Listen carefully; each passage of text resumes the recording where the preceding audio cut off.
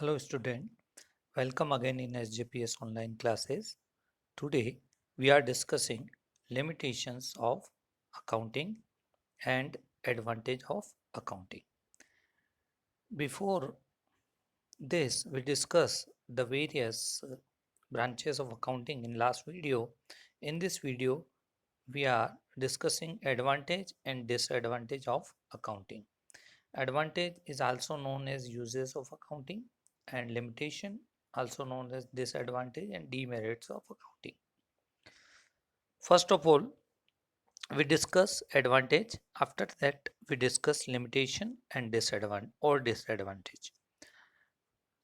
Advantage or uses of accounting. Advantage of accounting also known as uses of accounting. In this topic, first of all, we discuss the point provide complete and systematic record. First advantage or uses is of accounting is provide complete and systematic record. By accounting, we can keep the systematic record of various transactions and event which are happening in business. By help of accounting, we can also classify and summarize, and at end we can say what are the profit or loss in this year. All the information can be collected from accounting. तो पहला जो advantage है आप देख सकते हैं, इसमें हम अकाउंटिंग का एक सिस्टमेटिक और पूरा पूरा रिकॉर्ड जो है वो रख सकते हैं. The volume of transactions of business increase with the growth of business and it is not possible to remember them orally. Accounting keep a complete and systematic record of all transaction, summarize them and depict the true picture of the operation of the business. It is the advantage of accounting because there is a limitation of human memory. Each and every person cannot remember all the things which are happen in business, so there is need of recording, and systematic records can be maintained with help of accounting. It is our first advantage or uses. Now we discuss second. Provide information about profit or loss. Since complete record of business expenses and losses and income gain kept in profit or loss can be ascertained easily on yearly basis. This information is very useful for management and user of the business. With help of accounting, we can ascertain the profit or loss of the business. Business का profit और loss accounting की help से हम calculate कर सकते हैं, निकाल सकते हैं. तो पूरे ईयर के जो भी अपने एक्सपेंसेस हुए हैं, इनकम हुए हैं, उनको आपस में अपन कंपेयर करके पर ईयर हर साल अपन ईयर एंड पे प्रॉफिट कैलकुलेट करते हैं ताकि पूरे साल में कितना प्रॉफिट हुआ वो पता चल सके. और ये जो है मैनेजमेंट के लिए भी एक यूजफुल थिंग है और उसके साथ साथ जो दूसरे बिजनेस के यूजर हैं उनके भी ये काम की चीज है.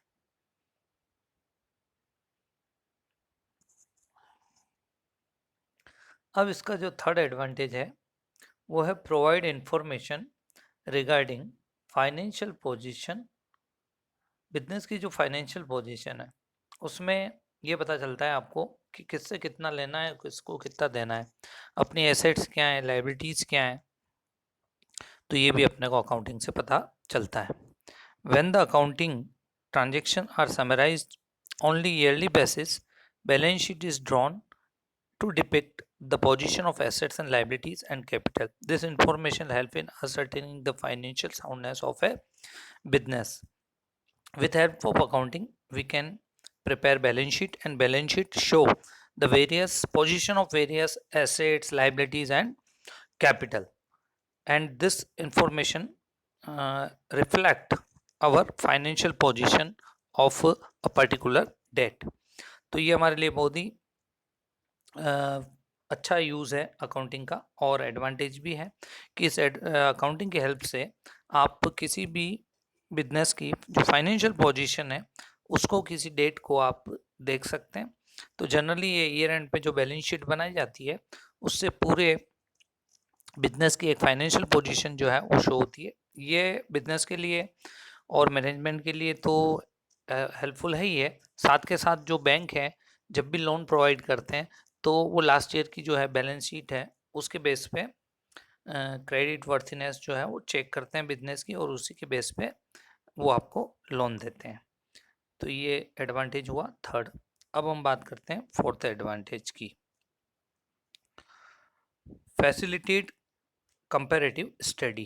If we want to compare two firm of same business line, on the time we can compare the various financial statement of the various firm, and by comparing them we can take various decision.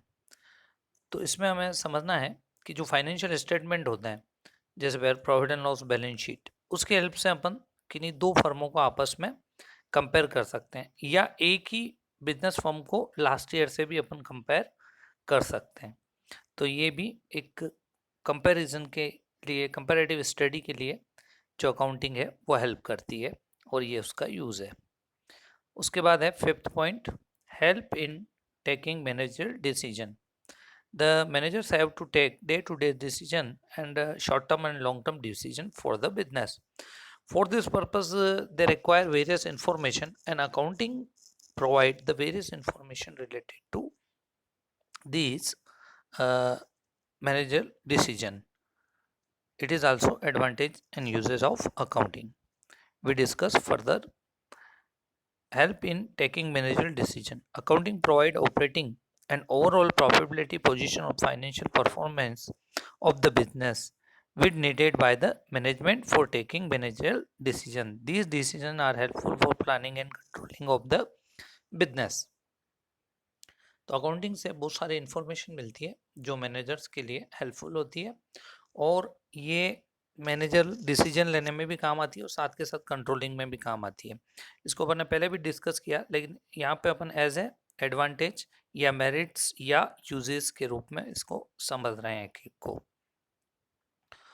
और भी अपन अगला समझते हैं, 6 point, help in settlement of tax liability. We discuss the various branches of accounting, और branches of accounting में एक जो अपन ने समझा था टैक्स अकाउंटिंग, उसमें आपने देखा था अलग अलग फाइनेंशियल अकाउंटिंग और ये cost accounting, management accounting, tax accounting, है ना। तो उसमें टैक्स अकाउंटिंग में क्या होता है, जो भी अकाउंटिंग इन्फॉर्मेशन है उसके बेस पे अपन किसी भी बिजनेस फॉर्म की जो टैक्स लाइबिलिटी है वो कैलकुलेट कर सकते हैं। अब वो टैक्स अलग अलग टाइप के होते हैं, इनकम टैक्स हो सकता है, सेल टैक्स हो सकता है, वेट हो सकता है, एक्साइज ड्यूटी, या कोई भी टैक्स हो। तो कुल मिला के बिजनेस में अकाउंटिंग जो है वो टैक्स लाइबिलिटी डिटरमाइन करने में हेल्प करती है, और इसको अपन समझते हैं, systematic accounting record help in determining the liability of income tax, sale tax, VAT, excise duty, etc. Even the accounting information can be presented to tax authority for the settlement of tax liability. जो भी tax authorities हैं जिनको हम tax जमा करवाते हैं उनको भी अपने को बुक्स ऑफ अकाउंट भेजने पड़ते हैं, ताकि उसी बेस पे वो टैक्स जो है अपना डिपॉजिट करते हैं। अगला जो एडवांटेज का पॉइंट है वो है फैसिलिटेट इन टेकिंग लोन। अभी अपन ने जैसा डिस्कस किया था, various financial statement are useful for taking loan from bank, because bank examine our previous financial statement, and on the basis of he decide that the particular amount of loan is to be sanctioned or not.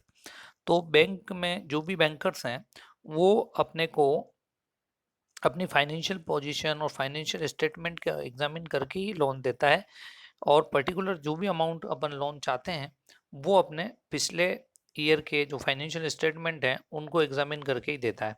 उससे bankers को पता चलता है कि ये time से अपना loan repay कर पाएंगे या नहीं कर पाएंगे, और उसी बेस पे जो लोन का अमाउंट है कम या ज़्यादा हो सकता है। Accounting helps in preparation of financial statement. Bank and financial institutions grant loan to firm on the basis of financial statement of the firm. अब अगला जो है इसका, act as a proof in court of law. कभी भी firm के against अगर कोई केस हो जाता है, जैसे पर्टिकुलर किसी को अपन ने उधार बेचा या किसी से उधार खरीदा, तो उस टाइम पे कभी कभी क्या है, पेमेंट आगे पीछे हो जाता है, या अपने और उसके बीच में कोई डिस्प्यूट हो जाता है, अपन ने पेमेंट कर दिया, अगला बोले नहीं किया, या फिर जिससे अपन ने परचेज किया वो बोला कि बिल ज़्यादा अमाउंट का था, आपने कम पेमेंट किया, तो ऐसे बहुत सारे डिस्प्यूट बिजनेस में हो सकते हैं। तो उस टाइम पे जो अकाउंटिंग है अपनी, वो एज एविडेंस, सबूत के तौर पे आप कोर्ट में शो कर सकते हो। तो इसको अपन समझते हैं, act as a proof in the court of law. Claims against the firm by creditor or lender can be easily settled in the court by showing the account as evidence in support of our argument। Particular जो भी अपना argument है उसके favour में अपने अपन books of account भी जो है वो शो कर सकते हैं, जिससे अपने को फेवर मिलता है कोर्ट में। फिर इसका अगला अपन एडवांटेज देखते हैं, helpful in detecting errors and fraud. Particular business में जैसे बहुत सारे अपन एम्प्लॉयज़ हैं वो काम कर रहे हैं, तो एम्प्लॉयज़ कभी कभी क्या है, फ्रॉड कर लेते हैं। फ्रॉड का मतलब ये है, जैसे मान लो गुड्स आपकी सेल कर दी, पैसा रखा ही नहीं, या कैश जो है वो चुरा लिया, या इस टाइप से कुछ भी है, ऑर्डर लिया और मान लो उसका पेमेंट खुद ने रख लिया। तो बहुत सारे ऐसे फ्रॉड होते हैं बिजनेस में, जिसको अकाउंटिंग की हेल्प से अपन डिटेक्ट कर सकते हैं।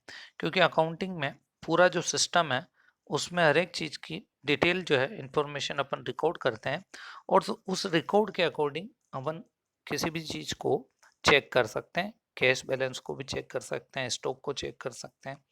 तो उससे कोई फ्रॉड अगर है तो वो पकड़ में आ जाता है, या कोई एरर है या कोई मिस्टेक है तो वो भी पता चल जाती है। लेकिन उसके लिए ऑडिट करनी पड़ती है। ऑडिट का मतलब होता है उसको एक तरह से एग्जामिन करना, पूरे बुक्स ऑफ अकाउंट को फैक्ट से, जो एक्चुअल रिकॉर्ड है और जो एक्चुअल स्टॉक है या एक्चुअल कैश बैलेंस है या पर्टिकुलर जो भी है, क्रॉस एग्जामिन होती है, उसको ऑडिटिंग बोलते हैं। ऑडिटिंग में क्या है, जो भी सोर्स ऑफ डॉक्यूमेंट है जो आपने ट्रांजेक्शन के लिए यूज़ किए, उनको एक एक को चेक किया जाता है कि उसके अकॉर्डिंग ट्रांजेक्शन है या नहीं, तो उसमें मिस्टेक और फ्रॉड पता चल जाता है। इसको और समझते हैं, if accounting information is audited by an auditor, error and fraud committed by the clerk can be easily detected, step be taken to minimise and the repetition of error and fraud in future.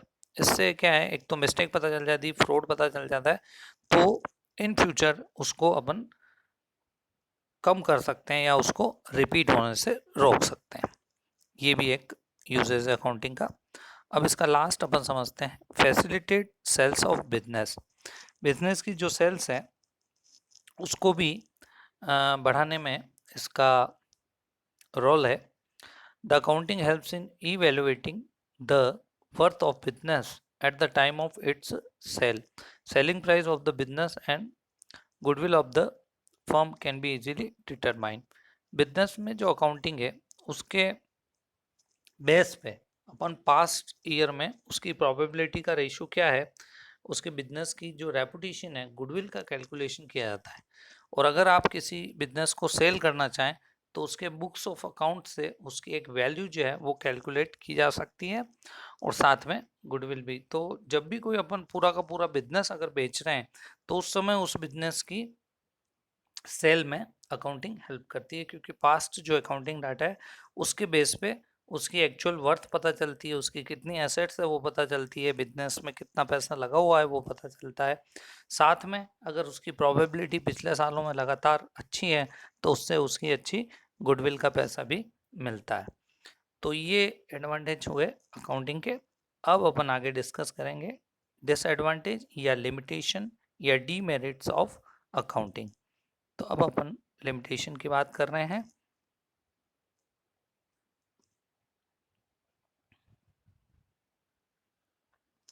तो अभी हमने इसके advantage समझे, बहुत सारे advantage हैं जिसमें अपन ने सारे समझे कि provide complete and systematic record, provide information about profit और loss, profit information regarding financial position, facilitate comparative study, help in taking managerial decision, help in settlement of tax liability, facilitate taking loan, acts as a proof in the court, helpful in detecting errors and fraud, and facilitate sale of the business.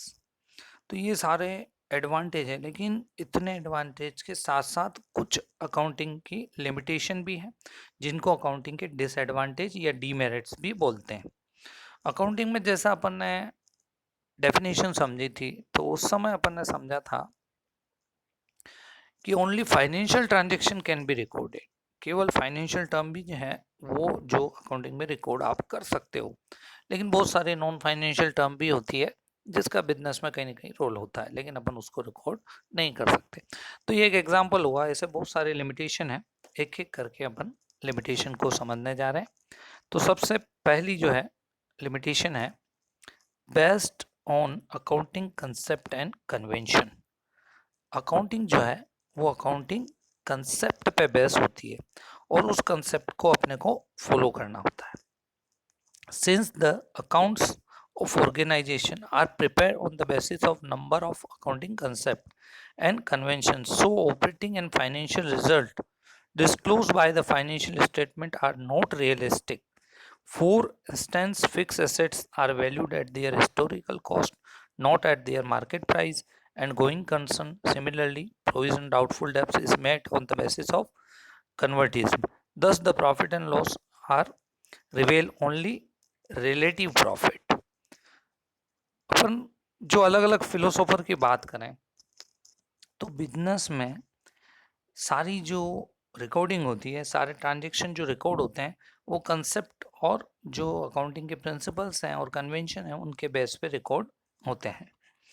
तो accounting concept और convention में बहुत सारी concept ऐसी है जो ये बोलती है कि आपको बुक में जो भी रिकॉर्ड करना है वो एक्चुअल जो प्राइस आपने पे की उसी पे आपको रिकॉर्ड करना है।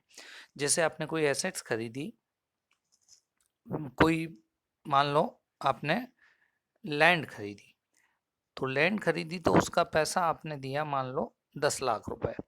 अब 10 लाख रुपए की लैंड है तो बुक में आपको 10 लाख रुपए से ही एंट्री करनी होती है, लेकिन मान लो 1 महीने 2 महीने 1 साल बाद उसकी वैल्यू मार्केट में अप हो गई, 10 लाख के 20 लाख भी हो सकते हैं, 15 लाख भी हो सकते हैं, क्योंकि इसमें रेट फ्लक्चुएट होती रहती है, बढ़ गई। तो अब बुक में जो शो है वो बुक वैल्यू शो है, यानी कि जितने में आपने खरीदी, लेकिन अब उसकी मार्केट वैल्यू हो सकता है ज़्यादा हो या कम हो गई हो, वो बुक में हमें पता नहीं चलता। तो ये अकाउंटिंग की लिमिटेशन है, क्योंकि अकाउंटिंग कंसेप्ट जो है वो बोलती है जो एक्चुअल में आपने पेमेंट किया है उसी पे आप रिकॉर्ड करो। तो इसी टाइप से जैसे इसमें कन्वर्टिज्म का जो प्रिंसिपल है वो ये बोलता है कि मैक्सिमम जो अपने फ्यूचर जो पॉसिबल लॉसेस हैं उनको आपको बुक में रिकॉर्ड करना चाहिए। ये अभी कुछ कंसेप्ट और कन्वेंशन जो है प्रिंसिपल हैं वो अभी आपने पढ़े नहीं है, लेकिन धीरे धीरे जैसे अपन आगे बढ़ेंगे उसमें आपको नेक्स्ट जो वीडियोस हैं उसमें देखने को मिलेंगे। लेकिन कुल मिला के यहाँ अपन लिमिटेशन की बात कर रहे हैं, तो इसमें जो अकाउंटिंग कंसेप्ट और कन्वेंशन है वो कभी कभी जो है वो एक्चुअल बुक वैल्यू जो है एसेट्स की वो शो नहीं होने देती, जिससे क्या है एक ट्रू पिक्चर जो है वो बिजनेस की पता नहीं चलती। सेकंड जो है वो है based on personal judgement. Based on personal judgement यानी कि अपने एक पर्सन, हर एक पर्सन का जजमेंट अलग अलग होता है, और अकाउंटिंग जो है वो पर्सनल जजमेंट पे बेस्ड है। Accounts of firm are prepare on the basis of personal judgement of management. Thus, the method of depreciation charge and rate of depreciation charge and amount of provision for doubtful based on the personal judgment of the accountant, which can be varies on person to person. In the same way, user of accounting also human being, and they have born to react the different manner from the same financial statement. तो यहाँ पे क्या होता है, एक personal judgement का जो role है वो अकाउंटिंग को डिस्टर्ब कर देता है। जैसे साइंस है, साइंस में क्या है, जितने भी हैं उसको कोई चैलेंज नहीं कर सकता उन रूल्स को, क्योंकि वो फैक्ट है। हर एक पर्सन कोई भी है वो अपने उसमें पर्सनल जो है अपना जजमेंट अप्लाई नहीं कर सकता। लेकिन अकाउंटिंग में क्या है, ये पर्सनल जजमेंट से बेस्ड है, क्योंकि कोई भी पर्सन जो बुक में रिकॉर्ड कर रहा है वो पर्टिकुलर डिसीजन जो है अपने पास्ट जो भी उसका एक्सपीरियंस है उसके बेस पे लेता है, और ये पर्सन टू पर्सन में चेंज हो जाता है, वेरिएशन होता है। क्योंकि जैसे डेप्रिशिएशन क्या होता है, कोई भी एसेट्स है तो उसकी वैल्यू जो डाउन होती है उसको अपन डेप्रिशिएशन से काउंट करते हैं। तो डेप्रिशिएशन की रेट के लिए भी कोई फिक्स क्राइटेरिया नहीं है, हर एक पर्सन अपने अपने व्यू से, अपने पास्ट एक्सपीरियंस से या अपने पर्सनल जजमेंट से अलग अलग रेट ले सकता है। तो अकाउंटिंग में यहाँ पे वेरिएशन आ जाता है अलग अलग पर्सन की वजह से। इसी टाइप से जो अकाउंटिंग के यूज़र हैं उनका भी अपना एक अलग पॉइंट ऑफ व्यू होता है, और वो अकाउंटिंग को अपने पॉइंट ऑफ व्यू से एग्जामिन करते हैं। तो यूज़र में भी वेरिएशन हो सकता है, क्योंकि अकाउंटिंग जो है वो पर्सनल जजमेंट पे बेस्ड है। फिर जो इसका नेक्स्ट जो इसकी डीमेरिट्स या लिमिटेशन है, based on historical cost, historical cost पे बेस्ड है। Assets and the balance sheet are show the original cost, while they should show the current market value. Alternatively, adjustment of price level changes should be made. Thus, the fixed assets do not disclose the true and fair value. Considering that the balance sheet does not reveal the true financial position of the business entity. जो हम balance sheet बनाते हैं उसमें हम assets और liabilities को show करते हैं और फाइनेंशियल पोजीशन को शो करते हैं। लेकिन फाइनेंशियल पोजीशन शो करने से पहले हम देखें कि जो भी बुक में एसेट्स है वो एक्चुअल में हिस्टोरिकल कॉस्ट, यानी कि जितने में हमने उसको खरीदा था या जितना उसका लिए पेमेंट किया था उस रेट पे ही बुक में दिखाई जाती है। उसमें मार्केट वैल्यू का रोल नहीं रहता, लेकिन बुक में जो वैल्यू है और मार्केट में जो वैल्यू है उसमें वेरिएशन हो सकता है बुक में जो वैल्यू है उससे मार्केट में कई ज़्यादा उस एसेट्स की वैल्यू भी हो सकता है। ये ज़्यादातर होता है लैंड वाले केस में, बिल्डिंग वाले केस में। इसी टाइप से कुछ एसेट्स ऐसे होती हैं जो बुक में तो ज़्यादा वैल्यू, लेकिन अगर उसको बेचने जाए तो उससे उतना पैसा भी नहीं मिल सकता। जैसे मान लो कोई मशीनरी है, बुक में 1 लाख की शो हो रही है, लेकिन अगर मान लो उसको आप बेचने जाओ तो मान लो 60,000 रुपये भी नहीं आए, तो यहाँ पे कॉस्ट का वेरिएशन आ गया। तो हम एक तरफ तो बात करते हैं कि अकाउंटिंग जो है फाइनेंशियल पोजीशन शो करती है, लेकिन अकाउंटिंग की जो है बुक वैल्यू और मार्केट वैल्यू में एसेट्स की वैल्यू में डिफरेंस होता है, एसेट्स की बुक वैल्यू में और एसेट्स की मार्केट वैल्यू में, जो एक ट्रू पिक्चर शो नहीं करती। ये भी एक लिमिटेशन है अकाउंटिंग की। उसके बाद अपन बात करते हैं अगली, fourth, lack of qualitative information.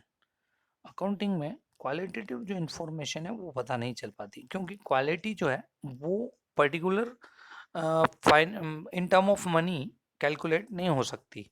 Quality can not be calculate in term of money, can not be represent in term of money. Quality जो होती है, जैसे किसी का अच्छा स्वभाव, रेगुलरिटी, पंक्चुअलिटी या उसका गुड बिहेवियर, ये सारी चीज़ें जो हैं मैनेजमेंट में जो एम्प्लॉयज़ की हैं वो अपन अकाउंटिंग में रिकॉर्ड नहीं कर सकते। केवल वही ट्रांजेक्शन जो मनी में मेजरेबल है, वही रुपए पैसे में जिसको काउंट कर सकते हैं वो भी रिकॉर्ड हो सकते हैं। तो यहाँ पे क्वालिटेटिव जो टर्म्स हैं उसका इग्नोरेंस होता है, वो अपन समझ रहे हैं। Accounts are prepare only on the basis of quantitative financial information, जिसको क्वांटिटी में अपन काउंट कर सके और फाइनेंशियल यानी कि उसको रुपए पैसे में गिन सके, उन्हीं को अपन बुक में रिकॉर्ड करते हैं। It does not provide qualitative information like goodwill of the management, employer employ relation, efficiency of management, loyalty of workers, absenteeism, etc. Thus, the absence of this information accounts cannot be said depict the true picture of the business entity. तो ये सारी चीज़ें business की हम accounting में show नहीं कर सकते, तो बिजनेस की जो है सही सही पिक्चर जो है वो सामने नहीं आती। फिर नेक्स्ट है suffer from window dressing. Window dressing एक वर्ड है जो अक्सर आपके इसमें आएगा अकाउंटिंग में। तो विंडो ड्रेसिंग का मतलब होता है अपन बुक को इस टाइप से मैनेज करें ताकि वो बैलेंस शीट या जो अपने फाइनेंशियल स्टेटमेंट है वो अपनी बेटर पोजीशन बताए बिजनेस की। तो उसमें क्या होता है, पर्टिकुलर अपन अकाउंटिंग का मेथड इस टाइप का यूज़ करते हैं कि अपने फाइनेंशियल पोजीशन अच्छी नहीं होते हुए भी अच्छी दिखे। विंडो ड्रेसिंग का मतलब है, विंडो जैसे किसी मकान की मान लो खिड़की है, उसमें आप अच्छा कलर कर दो खिड़कियों में और बाहर के साइड, लेकिन अंदर से मकान कैसा है वो पता नहीं चल पाता, लेकिन बाहर से दिखने से आपको बहुत ही अच्छा लगेगा कि अच्छा कलर किया हुआ है और खिड़कियों को भी अच्छे से सजाया गया है।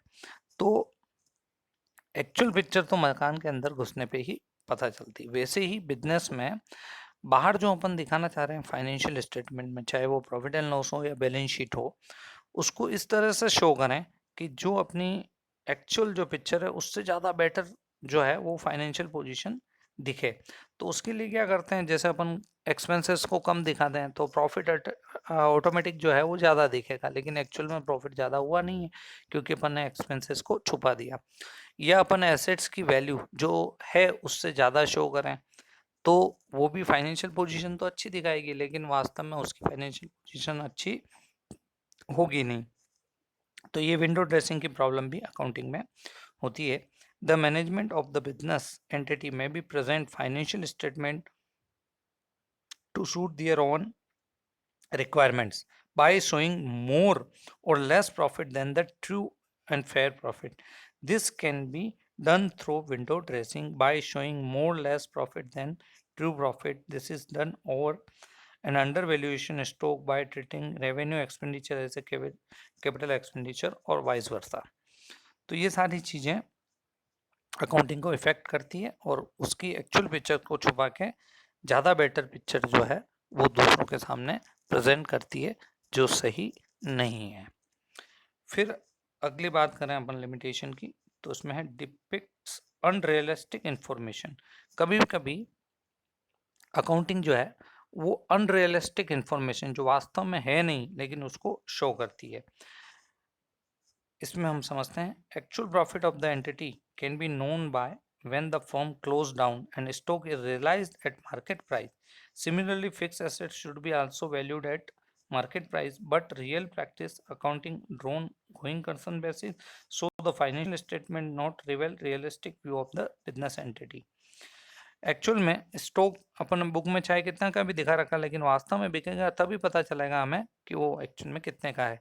या कोई एसेट्स जिसकी वैल्यू अपन ने बुक में कितने की भी दिखा रखी है लेकिन वास्तव में बेचने पे ही उसका पता चलेगा। लेकिन अपन गोइंग कंसर्न के बेस पे अकाउंटिंग करते हैं तो उसमें क्या है, यही एसेट्स नेक्स्ट ईयर में ट्रांसफर होगी, इसलिए उसकी मार्केट वैल्यू अपन कैलकुलेट नहीं करते क्योंकि बेचने के टाइम पे ही मार्केट वैल्यू की कैलकुलेशन होगी और बिकेगी तभी पता चलेगा। तब तक वो पुरानी वैल्यू पे ही बुक में शो होती है जो एक्चुअल वैल्यू से कम या ज़्यादा हो सकती है। तो इस टाइप से अकाउंटिंग जो इन्फॉर्मेशन प्रोवाइड कर रहा है वो एक तरह से अनरियलिस्टिक है। अब इसकी लास्ट जो लिमिटेशन है, not suitable for forecasting. Forecasting का मतलब होता है अपन फ्यूचर प्रिडिक्शन करें, भविष्य का अनुमान लगाएं, उसके लिए अकाउंटिंग जो है वो सुटेबल नहीं है क्योंकि अकाउंटिंग जो है उसमें सारी की सारी इंफॉर्मेशन जो है वो पास्ट इंफॉर्मेशन जो हो चुका है उसी की इंफॉर्मेशन है, लेकिन फ्यूचर में क्या होने वाला है उसका अकाउंटिंग जो है वो प्रेडिक्शन नहीं कर सकती, उसका अनुमान अकाउंटिंग नहीं लगा सकती। क्यों? क्योंकि अकाउंटिंग में जो हो चुका है ट्रांजेक्शन उसी को अपन रिकॉर्ड करते हैं, तो पास्ट इंफॉर्मेशन पे बेस्ड होता है, इसलिए फ्यूचर फोरकास्टिंग के लिए सुटेबल नहीं है। तो इसमें है accounts provide information for the past performance, analysis of past performance data note of much use for making future prediction. तो ये हुई अकाउंटिंग की लिमिटेशन। एक बार मैं आपको वापस से सारी बोल के बता रहा हूँ। फर्स्ट है based on accounting concept and convention, based on personal judgment, based on historical cost, lack of qualitative information, suffer from window dressing, depict unrealistic information and not suitable for the forecasting। तो ये हुई इसकी limitations, और इससे पहले हमने समझे थे एडवांटेज। तो आज हमने एडवांटेज और डिसएडवांटेज समझे इस अकाउंटिंग के, तो ये आप अच्छी तरह से समझें और इसको एक बार से वापस से रिवाइज करें। Thank you.